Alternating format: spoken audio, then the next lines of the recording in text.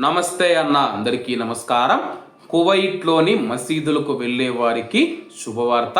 వివరాల్లోకి వెళితే ఇటీవల ఇరాన్ జరిపిన ఉగ్రదాడుల నేపథ్యంలో తాత్కాలికంగా నిలిపివేసిన ఇఫ్తార్ భోజనాల పంపిణీని తిరిగి పునరుద్ధరిస్తూ ఉన్నట్లు కువైట్ జకాత్ హౌస్ ప్రకటించింది.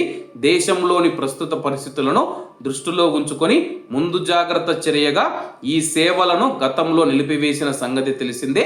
ఆసుపత్రిలో చికిత్స పొందుతూ ఉన్న రోగులకు, అలాగే కువైట్ అంతర్జాతీయ విమానాశ్రయంలో విధుల్లో ఉన్న సిబ్బందికి తిరిగి ఇఫ్తారు భోజనాలు అందించనున్నారు.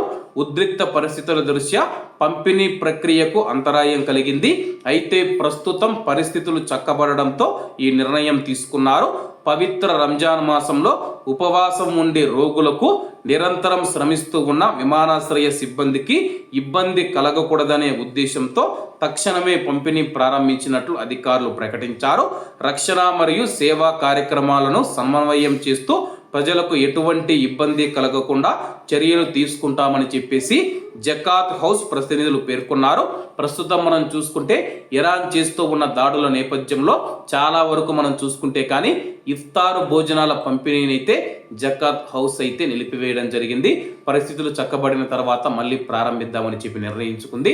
అలాగే ఇరాన్ అధ్యక్షుడే స్వయంగా కువైట్ మరియు గల్ఫ్ దేశాలకు క్షమాపణ చెప్పడంతో, అలాగే మేము దాడులు చేయమని చెప్పేసి హామీ ఇవ్వడంతో జకాత్ హౌస్ కీలక నిర్ణయం తీసుకొని కువైట్లో ఉన్న రోగులు కావచ్చు, అలాగే విమానాశ్రయం సిబ్బంది కావచ్చు, ఎవరైతే ఉన్నారో వాళ్ళందరికీ మేము ఇఫ్తారు భోజనాలు పంపిణీ చేస్తామని చెప్పేసి కువైట్లో మళ్ళీ తిరిగి ఇఫ్తార్ వితరణ ప్రారంభమైనట్లు జకాత్ హౌస్ ప్రకటించింది.